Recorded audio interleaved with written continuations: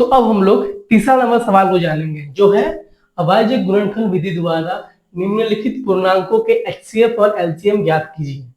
कौन सा विधि? अभाज्य गुणनखंड विधि। अभाज्य गुणनखंड मतलब प्राइम फैक्टर।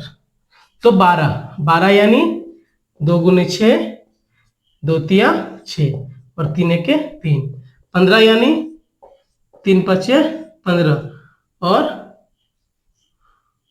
5 एके 5। 21 यानी 3 साते 21, 7 एके 7। तो हम लिख सकते हैं 12 यानी 2 गुने 2 गुने 3 गुने 1, 15 यानी 3 गुने 5 गुने 1 और 21 3 गुने 7 गुने 1। और एचसीएफ निकालना है। तो एचसीएफ यानी जो तीनों नंबर के कॉमन नंबर, मतलब जो मिलता नंबर है हर एक नंबर में। मेरा तीनों में 3 एक नंबर है जो मिल रहा है, तो मेरा 3 हो गया। और क्या मिल रहा है? 1 मिल रहा है, तो 1 क्या हो गया? नंबर।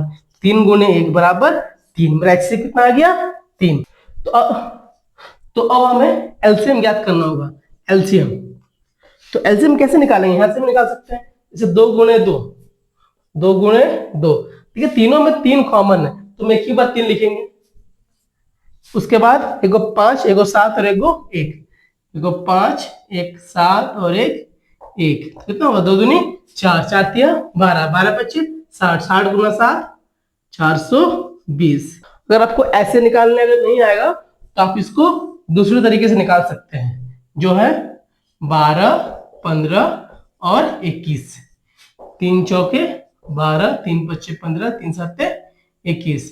तो मेरा एलसीएम आ जाएगा 3 गुने 4 गुने 5 गुने 7।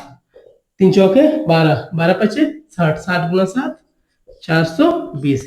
ये मेरा एचसीएफ 3 और मेरा एलसीएम कितना है? 420। तो अब हम लोग 2 नंबर के सवाल देखेंगे, जो है 17, एक 19 और एक 29। तो 17 यानी 1 गुने 17, 19 यानी 1 गुने 19 और 29 यानी 1 गुने 29। तो हम लिखेंगे अब 17 बराबर 1 गुने 17, 19 यानी 1 गुने 19 और 29 यानी 1 गुने 29। तो इसमें मेरा तीनों में क्या कॉमन है? क्या मिलता है? 1 मिल रहा है। मेरा एचसीएफ क्या आ जाएगा? 1। अब ज्ञात करना है एलसीएम। तो दोनों, तो एलसीएम यहां से निकाल सकते हैं, 3 गो 1 है तो एक बार 1 लिखेंगे। और 17 गुने 29, 17 गुने 29 गुने 19 जैसे भी लिख सकते हैं। तो अब इसको गुना करेंगे, 17 गुणे 29, तो 7 63,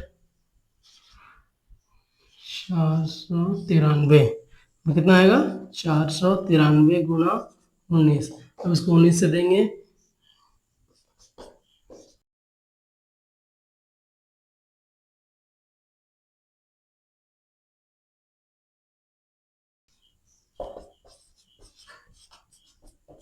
ये मेरा एलसीएम आ गया। और एचसीएफ कितना है? 1। एलसीएम कितना है? 9367।